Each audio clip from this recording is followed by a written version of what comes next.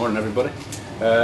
Barry has talked a lot about elements which are probably cross over into the natural disasters. And I know originally I wanted Cardenas to do this in something like the Science Museum, where we could go into that section. I don't know if anybody have kids, and you go into that section where the floors move and things fall off the shelf, that give a little bit of a atmospheric on natural disasters. I'm going to try to steer away from some of the stuff that Barry has talked about, because a lot of it is similar, isn't it? The risk assessments and the plans. Obviously going to talk about some of that. And try to look at, because I think the two main issues that I think arise, particularly with natural disasters. One is they obviously seem to be increasing, and I'll show you some figures. It's quite frightening actually how much they do seem to be increasing, both in number and intensity. And the other thing is the psychology of senior management in particular actually taking action to put in place emergency plans for things that probably won't happen, but actually, when you look at the figures, the chances of them happening are increasing. And again, Barry's had experience in Kuwait, and on the political side of things. My experience of an earthquake was about 15 years ago in Birmingham, of all places. And that's Birmingham, England, not Birmingham, Georgia. And we were sitting in a meeting room on about the 6th, 7th floor of an office, and a senior management meeting, and everything started to shake. And we all stopped and looked at each other and then carried on. You know, and I guess, particularly in those days, the view was that natural disasters don't happen here. In fact, natural disasters rarely happen in developed countries, and it was the developing world that had the natural disasters. So it was something that we didn't have to worry too much about. And again, that's changing quite a bit. And also the fact that business and industry become more global. And there's the implications of us sending people across the world in different organizations. And again, that has implications on our duty of care, and someone talked about the litigation, and even corporate manslaughter, which is kicking in a lot more. What I won't talk about, and I'll ask some of the other experts in the room to talk about, is from the insurance side of things, and the insurance aspect of natural disasters. So when you look at, there are so many different types, and we're all aware of what can happen with the floods, and Barry did say to me, did I organise this week, because we've already had the Icelandic volcano, we've had in Missouri, what's happened in Missouri, and I wish I could, because if I could do that, I certainly wouldn't be here talking to everybody. But it's a good thing, and in one way it shows how much and how many disasters are now taking place, and it certainly is an increasing thing. We looked at the floods and tsunamis again. A few years ago, I certainly hadn't heard of the term tsunami, and now we're hearing it practically every year, and the impact that tsunamis are having. The fires, and also health issues. And again, when we think of the flu pandemics and the epidemics, these are still issues that are occurring in the developed world. And there's an interesting one which happened in New York a few years ago, which we'll talk about and we'll come to.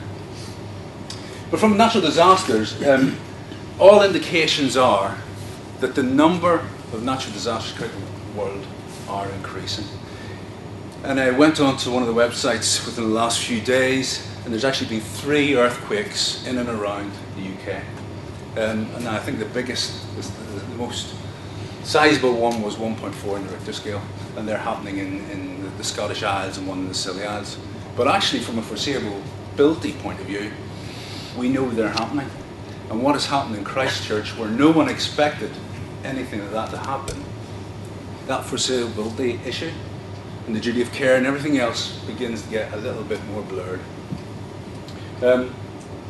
And they are on the rise, and in fact the number of disasters has tripled since the 80s that are now being recorded.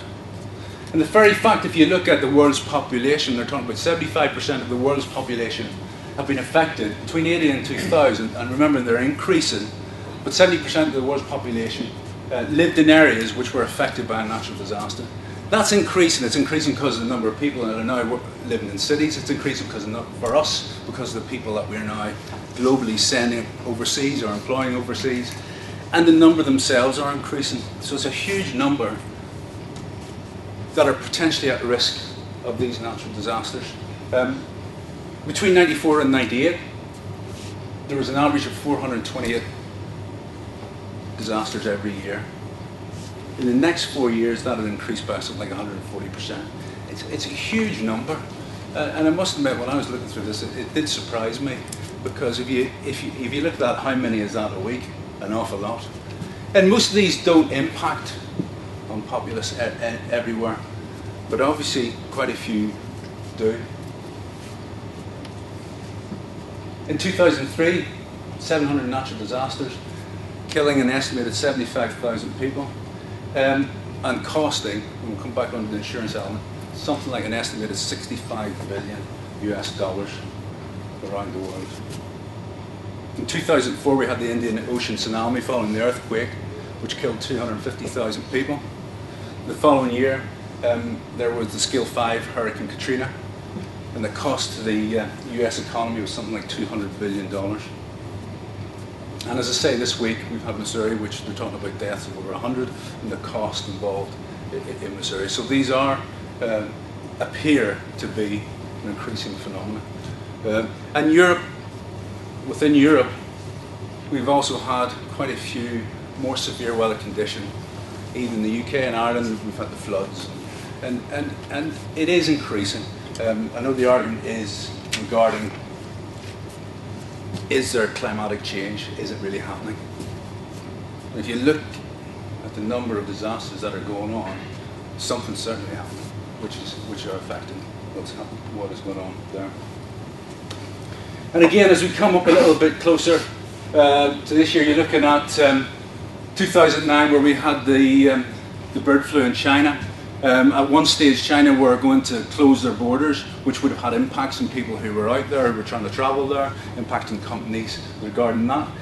Within China, we had numbers how it affects people from this country. There was a case that I think there was 75 school kids and teachers who were stuck in a hotel in Beijing, couldn't get out, weren't allowed to get out, and 4 US kids were diagnosed with the virus. And that causes huge worry and concern as well for families here. And the implications, again, from the duty of care and from the employer's point of view, is the information that is going to those families and the stress caused by that. The Icelandic volcano, which again, we just had another volcano, a separate volcano go in Iceland. And the impact that that has, again, on businesses, on travel. You've had the Spanish earthquake. And again, who would have thought that there would be an earthquake in Spain which would result in deaths of people? I certainly wouldn't have, and I know most people probably wouldn't have thought that would ever happen in somewhere like Spain. The Australian floods in 2011, which the deaths was actually because of what happened were quite small. In reality, they're talking about 25, 30 deaths and about 5 billion Australian dollars worth of damage. In Japan, the earthquake and the tsunami, 14,000 deaths, 12,000 people missing. And the damage costs resulted in was equivalent to 4% of Japan's gross domestic product. I mean, it's huge numbers we're talking about here. And the impact that has on an ongoing basis, and it still has. Interestingly, from a health and safety point of view, and the change of safety rules, again, my wife goes out there quite a lot, and they still do not have the power. For example, in offices, they've now done away with dress codes. They can all come in shorts and t-shirts because they don't have the power to power the air conditioning units and those sort of things. So the impact is continuing in some sort of strange ways. And then we have the New Zealand earthquake in Christchurch. And I know we've been involved with companies who've had people out there, as John intimated, on the New Zealand one. And I think this had an impact in that, again, it's a developed country. There was no evidence that there was a possibility that there would be this kind of natural disaster that would occur in New Zealand in a place like Christchurch. 180 people dead, $15 billion damage. We're looking at, in downtown Christchurch alone, something like 6,000 businesses were destroyed or isolated for some time. Nationals from over 20 countries were involved in that. And from an insurance point of view, I know the New Zealand government, and I guess some people here, correct me if I'm wrong, the New Zealand government did finance and help private individuals with damages and covered that from an insurance point of view. But commercial properties, all based on private insurance. So if they weren't insured properly, then the damage costs to them obviously were significant.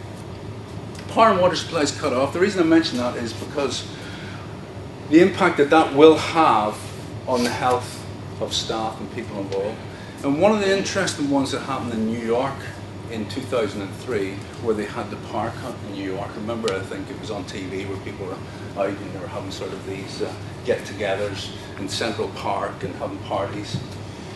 Following that power cut, we're looking at diseases and spreading diseases from natural disasters. There was an increase in diarrheal-related diseases to such an extent that there were deaths involved in that.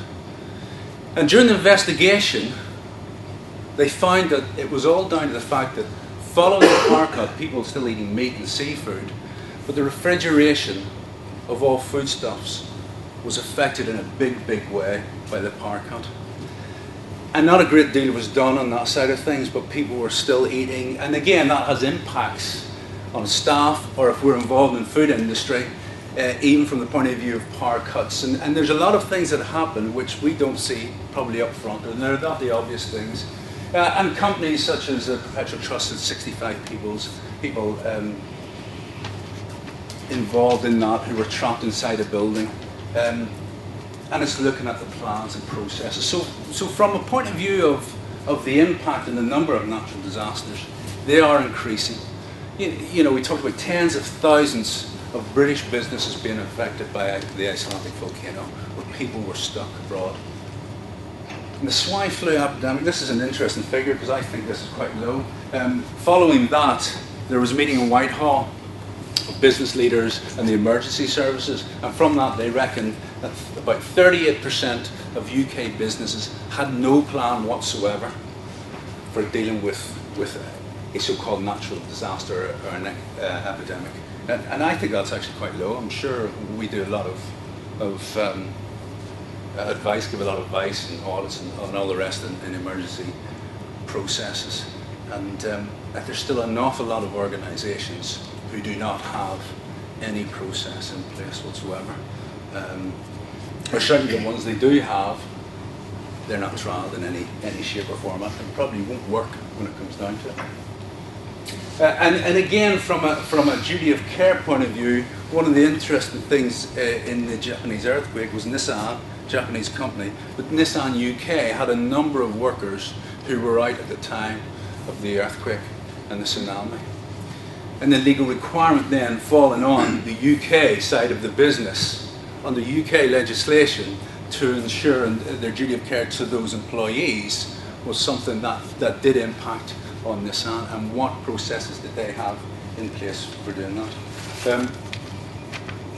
So what we can say is that the foreseeability of natural disasters is increasing. There's no doubt. The figures are, when you look at it, when you go on and look at these sort of things, are quite mind-boggling. And we could just stand here and talk for the next 2 hours about incidents and the impacts they had on countries, nations, and on businesses themselves.